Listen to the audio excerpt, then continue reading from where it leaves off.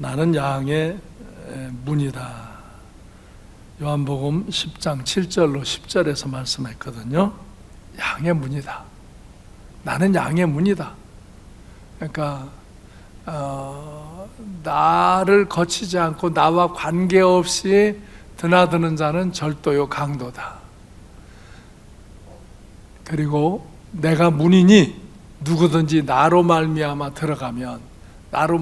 들어가고 나오면 구원을 받고 그는 들어가고 나오며 꼴을 얻으리라. 양이 그렇게 풀을 뜯어먹듯이 너희는 하나님의 말씀의 꼴을 머금고 너희가 구원을 받고 그리고 너희는 생명을 얻게 되고 더 풍성히 얻게 된다.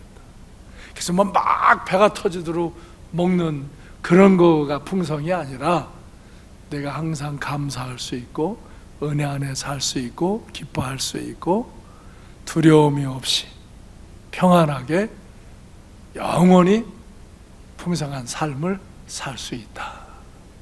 도둑이 있다, 도둑질한다, 멸망시키려는 것이 있으니 조심해라 하는 거예요.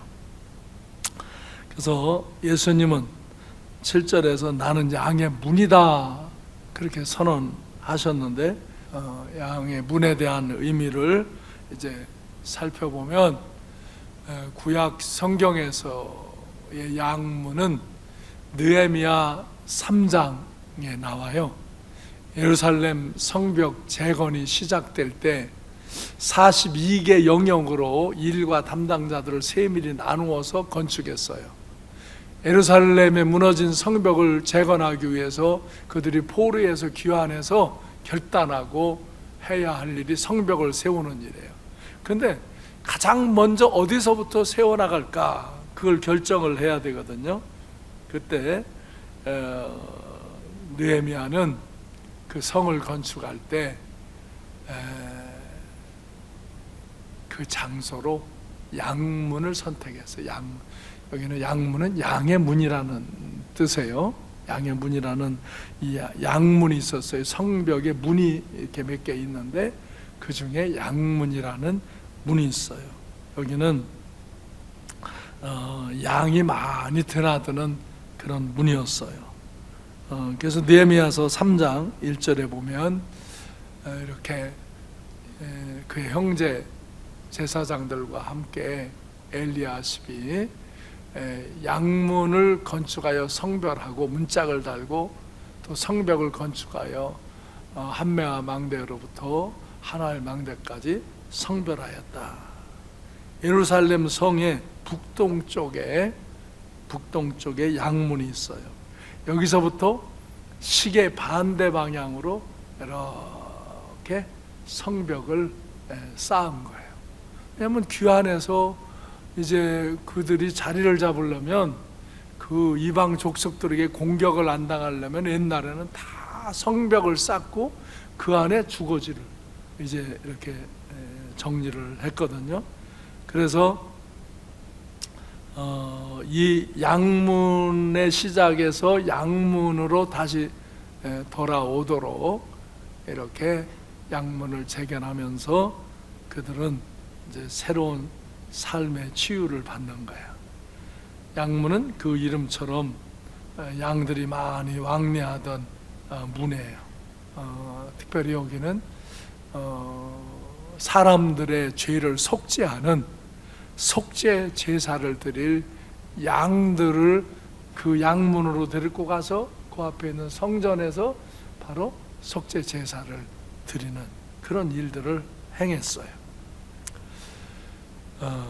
그래서 느헤미야가 성벽을 건축할 때 양문에서 이 하나님의 속죄의 은혜를 잊고 감사를 드리는 하나님의 은혜와 하나님의 축복과 하나님의 생명을 회복하는 그런 제사를 드리는 그런 역사를 진행하는 그 양의 문에서부터 성벽을 재건했단 말이에요.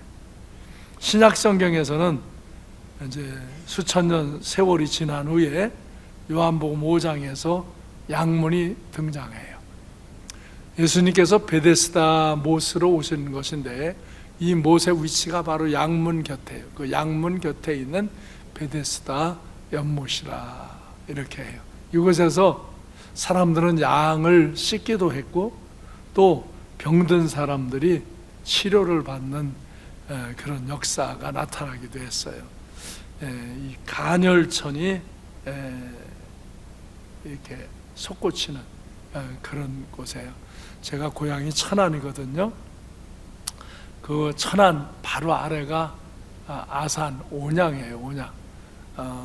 그 충무공에 그 영전이 모셔 있는 그곳이 이제 그 온양, 그 아산인데 이 온양이 유명한 게 있는데 온천이에요. 지금은 뭐 여기저기 온천이 개발됐는데 그때만 해도 온양이 아주 유일한 온천이에요. 그래서 신혼여행도 온양 온천으로 거기 호텔이 있으니까 깨끗하게 씻고 건강하게 시내를 온양 온천으로 오고 그랬어요. 저희도 거기서 자전거를 타고 가기도 했고 열차를 타는데 주로 학생 청년들은 몰래 그 열차 달리기 시작하면 저 건널목 있는 데서 열차하고 같이 뛰다가 올라타는 그 죽으려고 환장을 해가지고 그런 짓들을 했어요. 그리고 열차 온양에 서기 전에 또 플랫폼 들어가기 직전에 거기서 그냥 슬슬 뛰어가면서 내려가지고는 옆에 개구녕으로 나가고 꼭 이상한 형들이 그런 거 가르쳐가지고 그런데 몇 번 해봤어요. 나중에 예수님 믿고 회개했어요. 근데 어쨌든 그래서 온양온천에 옆에 있어 갔는데 거기 가서 보면은요 전국에서 피부병 환자들이 다 와요. 그 물에다 씻으면 피부병 난다고. 그래서 거기 잘못 가면 피부병 걸려요. 오히려 그렇게 세상 물은 완벽한 게 없는데 이때도 이 베데스다 연못에 간열천이 이렇게 일어나면 그 사람들의 전통으로는 천사가 그때 내려온다. 그렇게 하면서 거기 먼저 뛰어들면 낫는다. 그것도 일종의 세속적인 믿음이잖아요. 그래서 다행히 귀신이 내려온다 안 하고 천사가 내려온다 해서 다행이에요. 그래가지고 그런 풍습이 있었던 곳이에요. 그래서 주님은 이 요한복음 10장에 가서 이렇게 오늘 본문 말씀처럼 나는 양의 문이다. 다 같이 나는 양의 문이다. 이렇게 10장 7절에서 선포를 하셨어요. 예수께서 양의 문이라고 선포하신 그것에 대해서 말씀을 의미를 드리겠어요. 무수한 양들이 이 양문을 통해서 성전으로 들어갔고 거기서 희생 제물이 되어서 죽임을 당했어요. 실상 양문은 양을 살리는 문이라는 의미보다 양을 죽음으로 몰아가는 문, 양을 죽이는 문이라는 의미가 내포되어 있어요. 양이 거기 많이 지나간다 해서 양의 문이라 했는데 이 양의 문은 속죄 제사를 드릴 양들이 많이 들어가는, 그 양이 죽으러 들어가는 문이었어요. 근데 예수님은 죽으러 들어가는 문이 아니라 양의 문인데 양을 살리는 문, 생명을 주는 문이라고 선포를 하시는 거예요. 그래서 양의 문, 양을 위한 문, 양을 위한 문이라고 선포하시는 거예요. 그래서 그냥 물리적인 그 성벽의 양문은 양이 많이 지나가기 때문에 양문이라고 했지만 양이 제물로 죽으러 들어가는 의미가 부여되어 있는 그런 문이 되어버렸는데 예수님은 그 양의 문이라고 하시면서 나는 생명을 주는 문이다. 너희가 내 이 양의 문이 되는 나에 대한 믿음을 갖고 나로 인하여 드나들으면 너희가 구원을 받고 꼴을 얻고 그리고 생명을 얻고 더 풍성히 얻게 되어지는 것이다. 그래서 이 요한복음 10장 7절에 보면 양의 문이라 하셨고 9절에 보면은 이 양의 문인 나를 말미암아서 들어가면 구원을 받고 또는 들어가며 나오며 꼴을 얻는다. 그리고 10절에서는 내가 온 것은 양으로 생명을 얻게 하고 더 풍성히 얻게 하려는 것이다. 아멘. 그러면서 양문 곁에서 고통과 절망으로 몸부림치는 38년 된 병자를 움직이는 분이신 이 양을 위한 분이신 예수님께서 그를 만남으로 고쳐주셔요. 그래서 예수님은 세상의 원리로 인해 육체적 질병과 정신적 고통 가운데 있는 38년 된 병자를 치료하심으로 자신이 양을 위한 분이심을 보여주셔요. 그래서 거기 요한복음 5장 2절로 9절에 보면 예루살렘에 있는 양문 곁에 히브리 말로 베데스다라는 못이 있는데 거기 행각, 그 행각이 5개가 서 있어요. 그 안에 많은 병자, 맹인, 다리 저는 사람, 혈기 마른 사람들이 누워 물의 움직임을 기다려요. 이는 천사가 가끔 못에 내려와 물을 움직이게 하는데 움직인 후에 먼저 들어가는 자는 어떤 병에 걸렸든지 낫게 되밀어라. 이런 인저 소문이 퍼지면서 그곳에 들어가고자 했어요. 그런데 이 38년 된 이 사람은 빨리 들어갈 수가 없잖아요. 그래서 거기 기다렸다가는 누가 넣어줄 사람을 바라는데 다들 자기가 먼저 들어가느라고 이 사람을 넣어주지를 않는 거예요. 정말 처절한 그 아픔을 그곳에서 또 느끼고 있는 그에게 주님이 찾아오시는 거죠. 저는 그 영화로 이렇게 봤는데 그 주님이 그 환자를 차분히 이렇게 보시면서 정말로 낫고자 하느냐? 너 낫고자 하느냐? 그런데 그 38년 동안 병자가 된 사람은 정말 나를 넣어줄 사람이 없습니다. 당신이 좀 넣어주시면 감사하겠습니다. 그런 마음을 갖고 주님을 바라보는 거예요. 그때 주님이 그 사람을 향해서 일어나 내 자리를 들고 걸어가라. 그럴 때 그 사람이 그 주님이 일어나 내 자리를 들고 걸어가라. 그럴 때 그걸 그냥 일어나 보는 거 이렇게 진짜 38년 동안 앉아 있었는데 일어나는 거예요. 그 사람이 그 말씀을 듣고 일어나는 거예요. 근데 진짜 다리가 힘이 오고 이게 일어나는 거예요. 자리를 들고 걸어가라. 그러니까 그 자리를 들고 걸어가면서 좋아서 막 뛰고 난리가 났죠. 그렇죠? 근데 이날이 안식일이에요. 그러니까 이 안식일에 사람을 고치고 그 자리를 갖고 가라 그랬다고 이걸로 예수를 정죄해요. 여러분,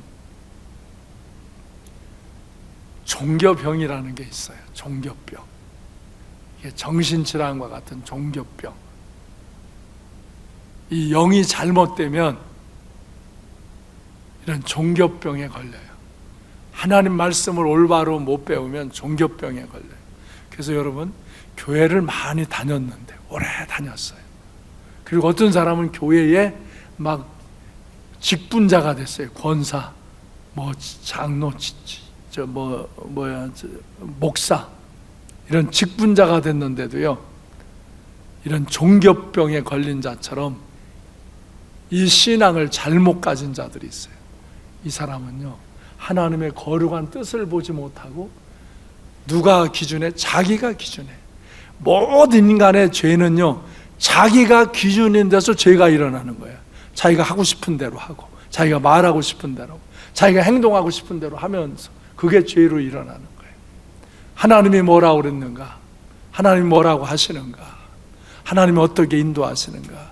이거에 대한 관심을 갖지 아니하고, 그러니까 이 사람을 고친 것을 기뻐하고 감사하고 축하해 줘야 하는데 안식일인데 일을 했다.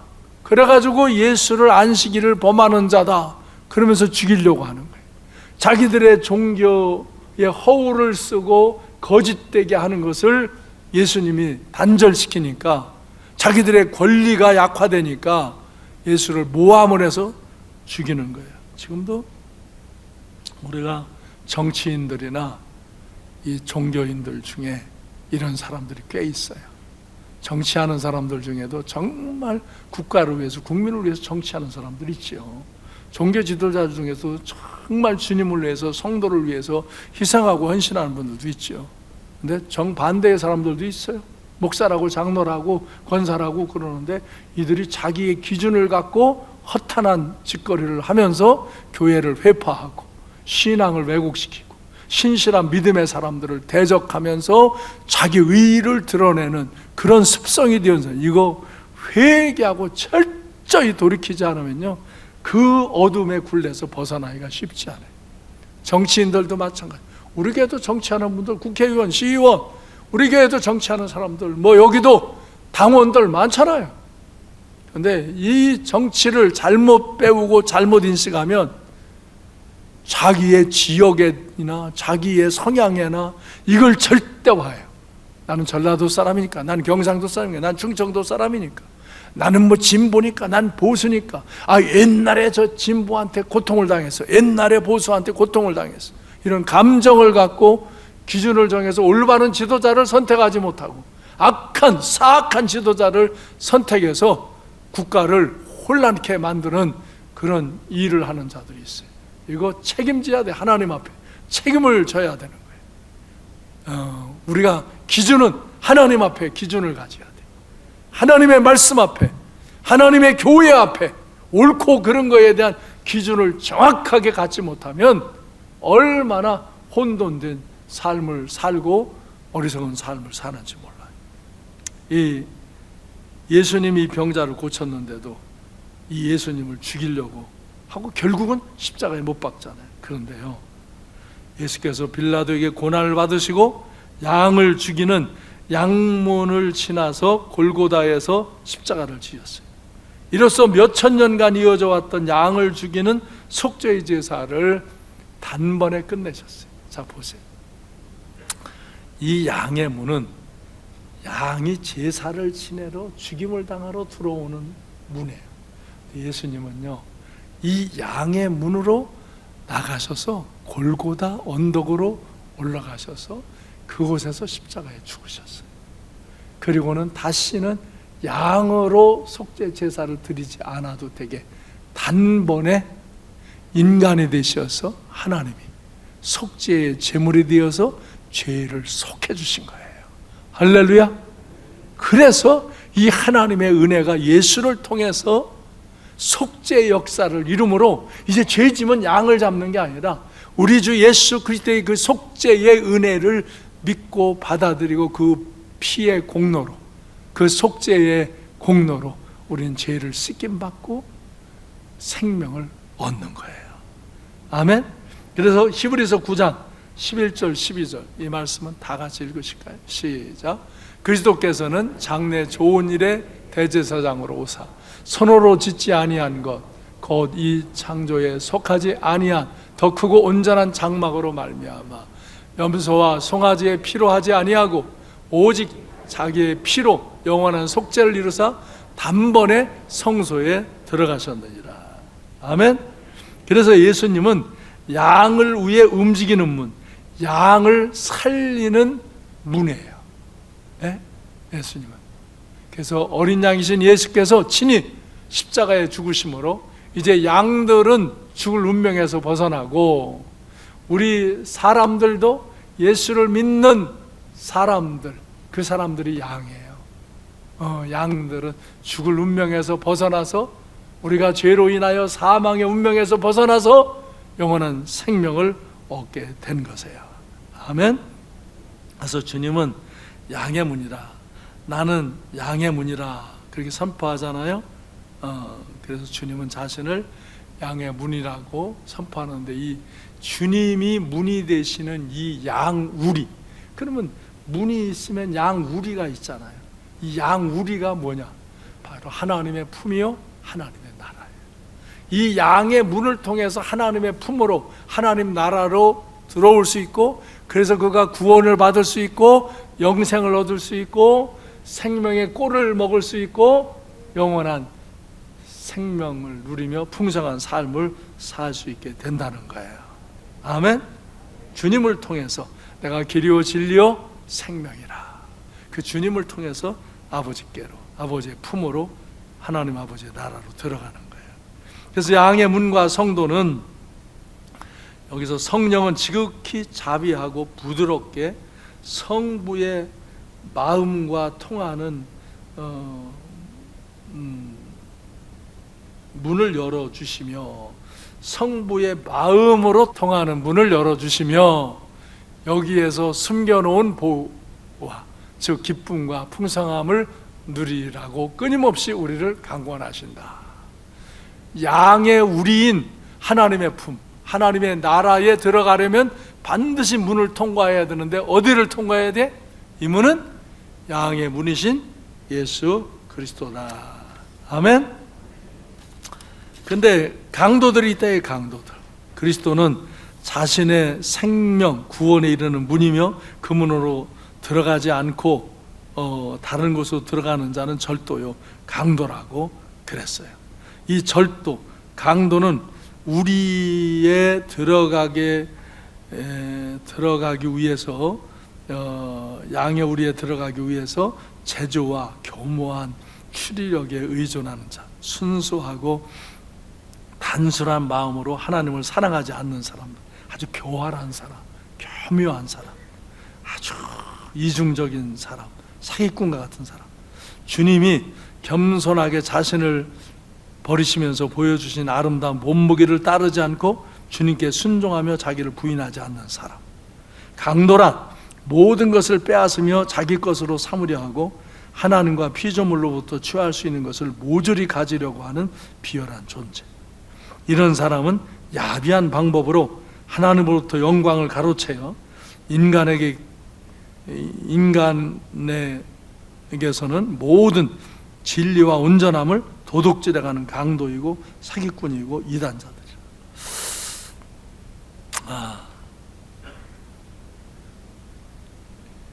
종교인들 중에도, 정치인들 중에도 이런 사기꾼들이, 이런 강도들이 있다. 그래서 이단자들, 이단자 보세요. 문선명 이후 계속 일어나는 이 박태선, 신천지, 뭐 수많은 이단자들 다 착취하지. 그렇죠? 착취하는데 거짓말은 다 교묘하게 영을 속여가지고. 근데 사람이 미혹되는 것처럼 영에 미혹되면, 기준이 잘못되면 그 기준에서 그냥 의리를 지키는 거예요. 깡패의 집단에 들어가도요, 깡패 집단에서의 논리가 있습니다. 그 집단에 들어가면 그게 정당해요. 그게 정당해요. 그렇죠? 이단에 들어가면 이단 집단의 그 불합리한 논리를 정당화시키고 그것을 받아들이는, 어처구니 없는 생활에서 몸과 마음과 물질과 인생을, 신앙을 다 송두리째 뺏기는 그런 도둑, 사기꾼 됐어요. 근데 이게 정치인들도 이런 사람이 있어요. 정치인들도요, 앞에서 날뛰는 놈들 중에 너무 도둑놈들이 날뛰고. 여러분, 우리나라 지금 대통령 뽑잖아요. 아니, 어저께 교회 내가 주례하고 들어와서 보니까 이 줄이 여기서부터 상도중학교까지 줄이 섰어요. 웬 그렇게 투표를 해요? 우리가 해야지, 지들이 왜 그렇게 하나 몰라. 근데 예수 믿는 사람들이 안 하고 딴짓 하지 말아요. 잘하세요. 여러분이 전라도 사람이냐, 경상도 사람이냐, 충청도 사람이냐, 여러분이 진보적인 사상을 가졌냐, 보수적인 사상을 가졌냐, 그게 기준이 아니라고요. 그 기준으로 하면 안 되는 거예요. 내가 정말 설교할 때 정치와 관여된 얘기를 하면 상하는 사람들이 있어요. 왜? 목사님이 왜 저렇게 진보적인가? 목사님이 왜 보수적인가? 그전에는 나더러 다 진보적이라고 그러더니 요새는 또 다 이제 보수적이라고 그러고 지들 맘대로 나를 진보로 보수로 왔다 갔다 놓는 사람이 있어요. 지 성향에 따라서. 나는 이번 대통령 중에 이 사람을 찍어라, 뽑아라, 추천할 사람이 아무도 없어요. 아무도 없어요. 그런 말 한 번도 해본 적 없어요. 아무도 없어요. 내 마음에. 그래서 말 안 하는 거예요. 근데 찍지 말라는 사람은 말해. 그러면 저 사람 누구 찍으라는 거예요? 아니요, 그건 알아서 해. 찍지 말아야 할 것은 나더러 공문을 보내서 예배드리지 말라. 예배드리면 벌금 매긴다. 더 이상 예배드리지 말라. 왜 벌금 매긴다는데 예배드리냐? 그러면 교회 폐쇄하겠다. 나는 이 공문을 내가 직접 그 사람 이름으로 받았어요. 여러 번을. 그래도 나는 믿음을 갖고 용기를 갖고 여러분을 예배를 못 드리게 문을 닫지 않으려고 내게 목회상의 위기와 내 개인적인 위기가 수없이 밀려오죠. 그때 우리 교회 코로나 한 명만 발생해봐요. 우리 교회가 코로나 무슨 발상지처럼 떠들고 그러던 시기잖아요. 여기도 말 많은 사람들이 그렇게 되면 목사님이 괜히 이런 때 예배를 드려서 그랬다고 판단하고 죄질 사람들이 있잖아요. 그래서 하나님께 정말 손을 들고 신원하며 기도했어요. 코로나 한 명도 안 생기게 해달라.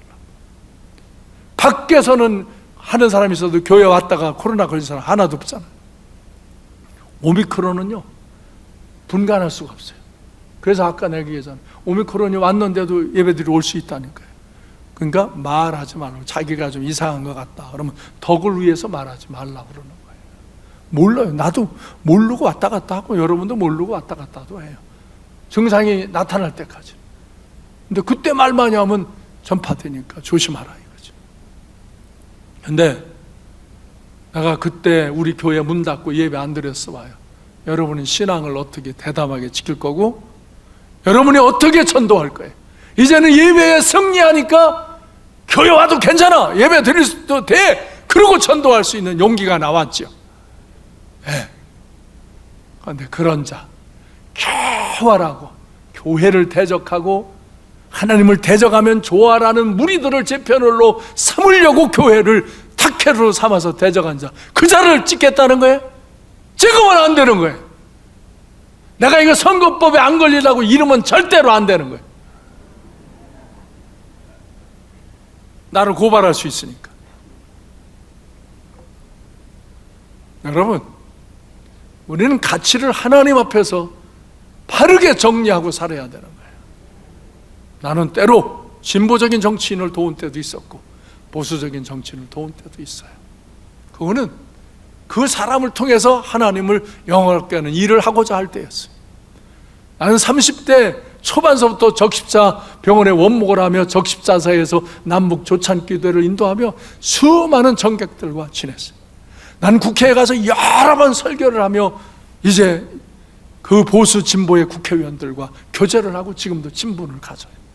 그런 거는 나의 기준이 아니에요. 나는 그들에게 복음을 전하는 사람이고 그들에게 하나님의 가치와 원리를 가르쳐주는 사람일 뿐이지. 여러분에게도 마찬가지예요. 난 여러분에게 진보냐 보수냐 어떤 편이냐 그런 게 기준이 되면 안 돼요.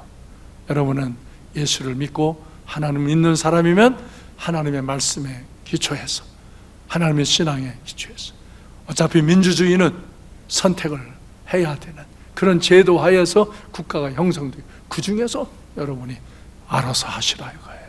그러나 안 돼야 절대로 안 되는 사람이 있고 절대로 돼야 할 사람도 있는데 이번에는 절대로 돼야 할 사람은 없어요.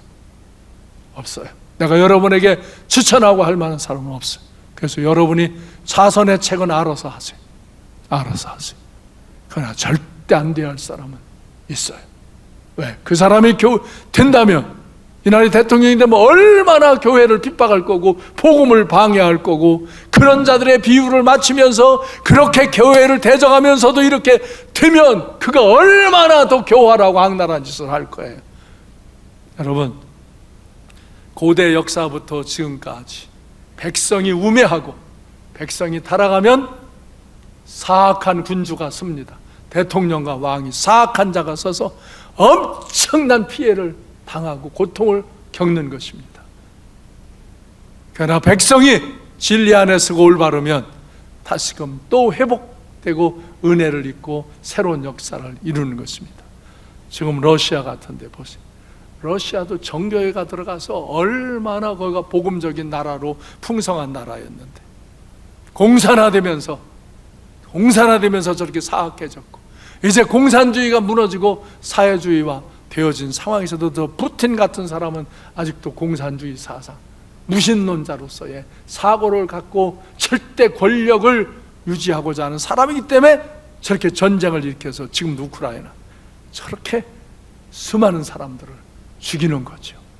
그리고 그걸 반대하는 러시아인들도 숙청하려고 지금, 그러니까 그들이 핀란드와 스웨덴 저쪽으로 다 피신해 나가고, 이 한 사람의 사악한 군주가, 왕이, 대통령이 있으면 이렇게 나라가 고통하고 백성이 고통하고 다른 나라까지 괴로움을 당하는 거예요. 여러분 기도하세요. 우크라이나의 평화를 위해서 기도하세요. 저는 푸틴 같은 사악한 자를 처단해 주기를 기도하세요.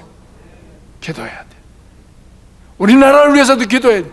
이런 사악한, 하나님을 대적하고 교회를 대적한 교활한 자가 이 나라의 대통령이 되지 않도록 기도해야 돼요. 그리고 차선으로 되어진 어떤 사람이 있을지라도 그런 사람이 정말 우상을 숭배하지 아니하고 하나님을 경외하며 올바른 그런 이 민족의 역사를 이끌어가도록 기도해야 되는 거예요. 하나님의 백성들이 기도해야 되는 거예요. 여러분, 권불 10년에요, 진보가 득세했다가 타락하고 사악하면 또 사라져 가는 거고요. 또 보수가 득세했다가 그들이 또 타락하고 부패해지면 사라지는 거고, 계속 돌고 돕니다. 왜? 인간이 한계가 있어요. 그렇게 좋은 뜻을 가졌던 자들이 권세를 갖고 힘을 얻고 그러면 또 타락하고, 거기에 타락하는 자들이 기생하면서 기웃겨서 결국 돈 빼먹고 음란한 짓거리 하고 그러다가 또 바뀌는 거예요. 그래서 보수도 무너졌다가 다시 새로워지는 거고, 또 진보도 무너졌다가 또 새로워지는 거고, 돌고 도는 거예요. 그렇게 절대 목매이고 살지 말아요. 여러분이 절대 신뢰할 것은 하나님밖에 없어요. 예수 그리스도 안에서 신실한 믿음을 갖고 그 예수를 통해서 드나들면서 여러분에게 구원의 은혜를 주시고 생명을 주시고 생명의 양식인 꼴을 주시고 여러분에게 은혜의 생수, 성령의 생수를 주시는 주로 말미암아 기뻐하고 감사하며 이 세상을 믿음과 지혜로 살며 이 세상에 어떤 상황이 있어도 여러분, 양이 살아가는 그 광야는 험한 곳이에요. 우리가 살아가는 이 세상은 험한 곳이에요. 그러나 양이 살아가는 그곳에도 어딘가는 풀이 있고 물이 있고 은혜가 있어요. 우리가 살아가는 이 세상도 어딘가는 은혜가 있고 생명이 있고 사랑이 있어요. 우리 양은 바로 예수 그리스도를 통과하면서 이 은혜와 생명과 이 꼴이 있고 이 기쁨과 풍성한 거 뭐 뒤에다 먹기만 해서 막 배가 터지도록 풍성한 게 아니에요. 항상 어디서나 주인을 따라 인도함을 받고 감사할 줄 알고 사랑할 줄 알고 은혜 안에서 새로운 생산을 일으키며 새로운 역사를 이루어가는 그런 삶들이 풍성한 삶인 것이에요. 그래서 우리는 리더를 잘 구분해야 돼요. 그래서 정말 여러분 이때 우크라이나와 러시아 그리고 대한민국을 위해서 기도 많이 하시길 바랍니다. 기도하시기 바랍니다. 결론을 봅니다. 결론 다 같이 읽습니다. 시작. 일상생활에서 문처럼 유용한 것이 많지 않다. 모든 활동의 시작은 문에 들어서면서부터이거니와 아니면 문을 나서면서부터다. 집 안으로 들어오는 문이 잠겼을 때, 은행 문이 열리지 않았을 때, 차의 문이 열리지 않았을 때 비상사태가 되는 것이다. 예수께서는 양의 문이라 하셨다. 양의 문은 양들이 드나드는 문이요 양을 지키는 자의 문이다. 양의 문은 양을 치는 자들을 위한 문이다. 양들에게 가려면 문을 통과해야 하는데 오직 주인이 부른 목자들만 허락된다. 그렇지 않은 자가 들어가려면 문이 아닌 담을 타고 넘어가야 한다. 그런 즉시 그는 강도요 절도가 된다. 예수께로 나아가지 않고 리더라 하여 양들에게 접근하는 자는 천상 담을 넘어 들어가는 자이다. 그는 강도요 도둑이다. 참 리더는 당당하게 양의 문을 통과해서 들어간다. 예수의 이름으로, 예수의 보혈로, 예수의 말씀으로 양들에게 가야 한다. 참 리더를 분별하라. 예수를 통과하지 않으면서 하나님 나라를 말하고 구원을 말하고 축복을 말하는 자를 조심하라. 예수의 이름으로 된다고 대하더라도 양의 탈을 쓴 일일 수 있다. 말은 혹 속일 수 있을지라도 삶은 속일 수 없다.